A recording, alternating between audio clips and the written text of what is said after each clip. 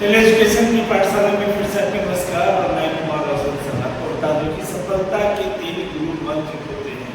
क्या है कि हर एक स्कूल में नया सेशन हो रहा है। 1 तारीख 2 तारीख वहीं पे 3 तारीख डिफरेंट स्कूल में अलग अलग तरीके से सेशन बिगिंस किया जा रहा है।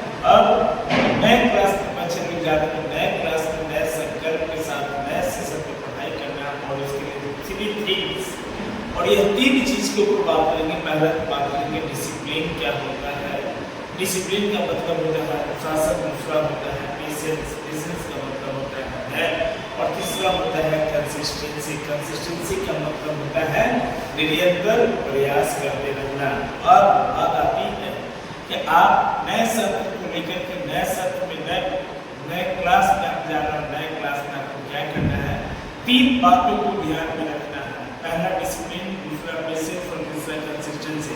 अब डिसिप्लिन के ऊपर बात करेंगे तो डिसिप्लिन चाहता है क्या कि हर दिन थोड़ा सही काम करना सीखे अपने लाइफ में।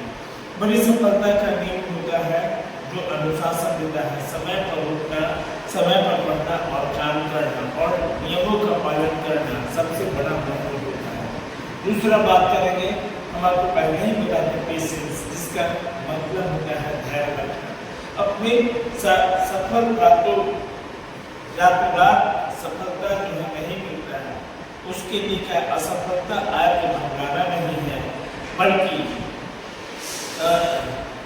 हमेशा बढ़ते रहना है, लिखते रहना है, पढ़ते रहना है, प्रयास करते रहना है और जब तक सफलता नहीं मिले तब तक लगे रहना है। और कहा गया है जो भी बच्चे प्रैक्टिस करेंगे, प्रैक्टिस में समय पढ़ते students can do practice, they can easily get success. In the students capable to do practice and can be possible to get success.